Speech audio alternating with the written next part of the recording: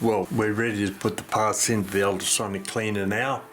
We'll start off with the wheels that we've got on our foam block here. We'll tie them together with some wire in their individual trains, a going side train first. I'll cut a piece of wire, then bend it in about half, thereabouts. We'll start off with the first wheel, this big guy down the bottom here. Then we'll put the second wheel on it, and then the escape wheel. Put that on there. A bit generous the wire, we didn't need quite that amount, but anyway, I'll snip the end bits off, and that's the escape train. Right, another piece of wire, extra wheels on this side for the stroke side train, so we may not have quite so much left over. First wheel, second wheel, star wheel, third wheel, warning wheel, third wheel, warning wheel with a pin there, and the fourth is the fly, which I think, yep, fits on. Alright, twist the wire again, hold them all together, chop the end parts off, 1, 2, they're done. We'll put that guy in separately. Now, over to the strike side train, we'll put these guys in. We'll need a larger piece of wire here because we've got the barrel on it. That's going to take up a fair bit. We'll put the barrel on and we'll put the click on. Twist them over, cut the excess off. Now, so there we've got the going side train, put that aside. Now strike side train, another piece of wire, starting around a wire here, alright, longer piece again, bend it in half, the barrel on first, then the minute wheel, then the snail, and then the ratchet. Tie the wire off. Actually, I'll put the ratchet down on that piece of wire to make it a bit easier to get a twist on it. That's got him, that holds it together. Right, now the last part to secure is the nuts that go on the posts. We'll slide them into one of my little T-strainers. They'll work out very, very well for this sort of thing. Put the lock on it. If it decides to, there we go, that's got him. That'll hold it in there so they won't fall into the bottom of the ultrasonic cleaner. And then the only other parts are the front plate, the back plate, the back cock and the pendulum leader, and I'll have to take that suspension spring out. The hammer lever can go in because it's all brass, and that's the end of that. Well, they're ready to roll. Now, pair of pliers, we'll take this tapered pin out if we can get it out. I think it was pretty heavily pushed in, I think. That is tight. Oh, I think they've actually put it in back to front. I'll have a look. Not virtually as tight in either direction. Alright, that's very hard to get off. I'll try a set of lockjaw pliers. We might be able to get that out. See if that'll, oh, a bit tighter maybe. Back it off a tiny bit and see if we can pull it through. Isn't that incredible? Absolutely bizarre. Right, I'll take that off. I'll open that up, the jaws up a bit, and we'll just check it and see. Yep, it definitely goes in that way, so I'll see if I can squish it out. Nope, all we did was bend the tapered pin, so we'll straighten that up and then cut the end off it. Alright, that is tight. And now, what I'll do now is I'll put that on my bench vise. There's a tiny little bit of the pin hanging out, and I'll tap that with my hammer and see if I can get a start on that. Then I can probably push another tapered pin into there and hammer it and remove it. Alright, okay, that's what I'm going to do now. Alright, I'll tap the end of the tapered pin that was sticking out that side. There we go. What do you know? All that drama because some idiot belted that tapered pin in, and while he was doing that he managed to put a significant bend into the suspension spring. So I'll very carefully bend that back in a moment. That's got a lot of it. A lot of the kink has been removed. Now we've got to remove the suspension spring from the pendulum leader, and that is pretty tight. Alright, pair of pliers, hold that, and I think we're going to have to lift those two pieces up on the side of the pendulum leader a little bit so that we can remove. No, it's going to have to come up a bit more, and then when we put it back together we'll have to flatten them back down again, of course, so that we can get sufficient room there for that pin to come out. There we go, that's got him. Because that tapered pin there is a fixed tapered pin. Yeah, looking a lot better. All right, I'll put that aside. We'll check that again before we put that in. And those pieces are right. Get rid of my bench vise. Right, they're all ready to roll. Now I'll get the basket out of the ultrasonic cleaner and we'll start putting the parts in. Right, we're ready to put the parts into the ultrasonic cleaner now. We'll start off with the plates, making sure that they sit low enough in the basket so that the top of the plate here is below the level of the ultrasonic cleaner fluid. If it isn't, you're going to get a line across there that hasn't been cleaned. Right, the plates are in. Now we'll put the other parts in. Going side train and mainspring barrel.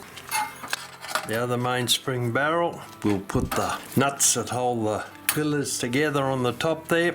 The wheels from the going side train will go there. The wheels from the strike side train, all wrapped up neatly so we know what's what, will go down in there. Hammer lever, that won't fall through, that'll be all right. And the back cock that we had the fun with getting the suspension spring out of, and the pendulum leader. Alright, so there we are. That's got all the parts together. Now we'll put them in the ultrasonic cleaner, which has been turned on for a little while, and we're bringing the temperature up to 30 odd degrees. There's the ultrasonic cleaner. It's being warmed up at the moment. So what we're going to do now, we're going to put the basket in the top, drop it in, make sure all the parts are down under the surface. That down there, that across there, all right. Now turn it on for 5 minutes and let it run. We put the top on it. Don't need to, but we'll put the top on anyway. Yeah, alright, we'll take the top off. It's vibrating on the posts on the plates.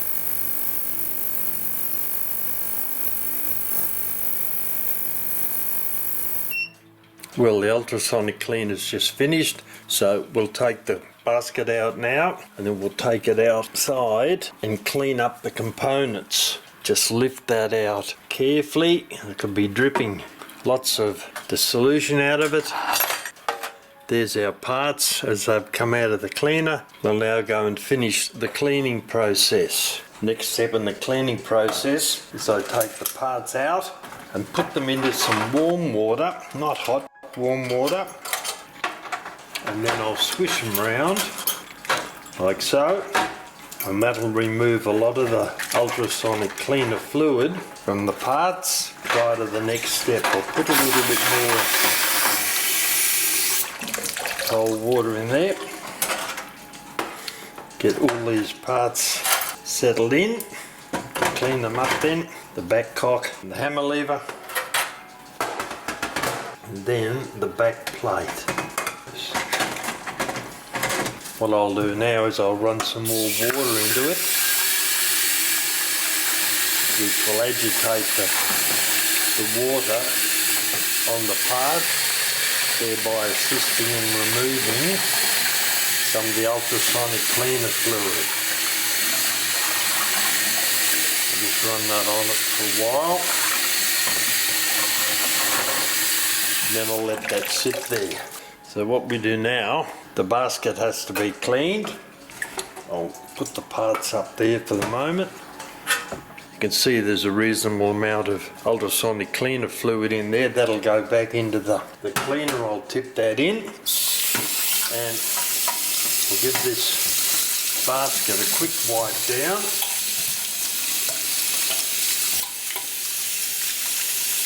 Remove as much of the fluid as possible, because I don't want to drop that over the carpets as I'm heading back to my workshop. Alright, so that's dry now. I'll take the basket and the excess ultrasonic cleaner fluid back to my workshop, and then I'll come back and we'll move on to the next step. Alright, this is the tray that we bought the basket out in. It's been cleaned, the ultrasonic cleaner solution's been removed from it, and now the next step is we're going to fill that bowl with Shellite, also known as lighter fluid. and I'll pour that into there and then put it back into the sink down there. Right, what we do now, we take the individual parts out of our water tray over here, shake as much of the water off as possible, then immerse the part in the lighter fluid down here. We do that for each one of these components. Clean that up. Plates I usually do first because they can sit on the bottom. They tend to be a lot flatter than the rest. Then we just remove the other parts, shake as much water off as possible into the lighter fluid, shake them round.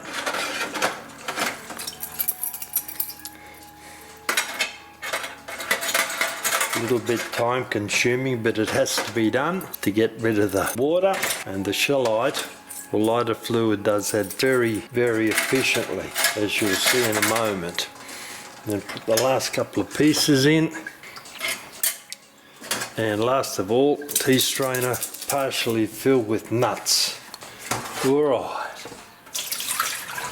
So there's our parts sitting in the Shellite.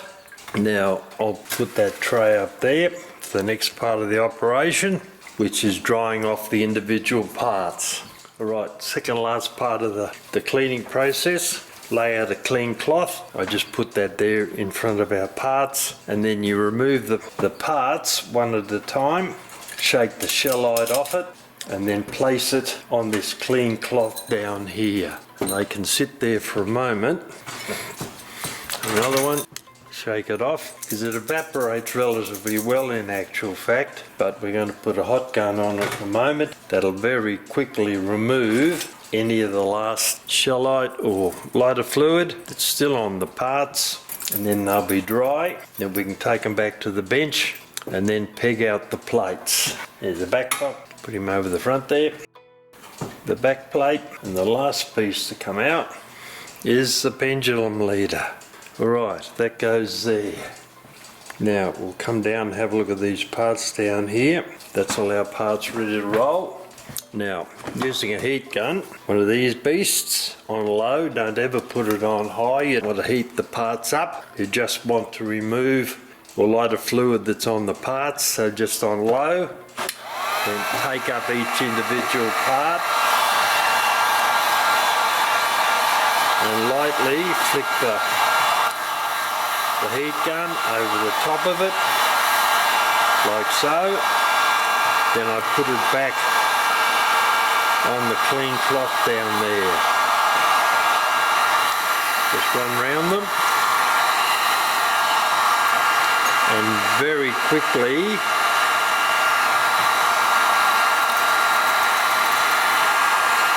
the lighter fluid disappears. Takes almost no heat. Quick flick round.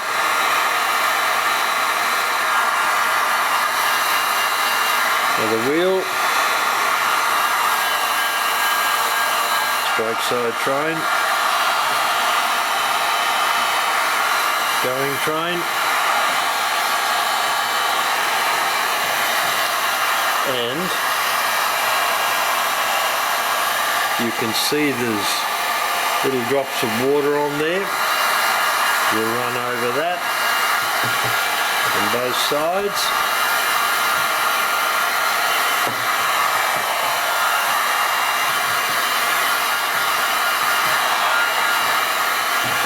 There we go, nice and clean.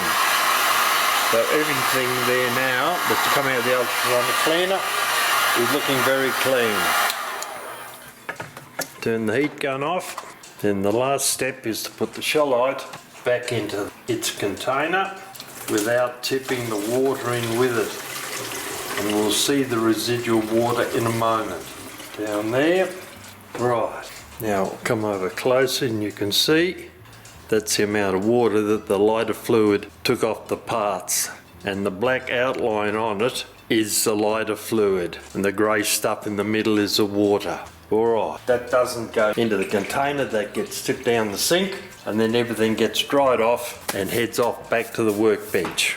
Well, the parts have all come back clean now, so we'll have a quick look at them and see what condition they're in. And you can see they're looking pretty good. That ultrasonic cleaner does an excellent job. I'll put the plates over there.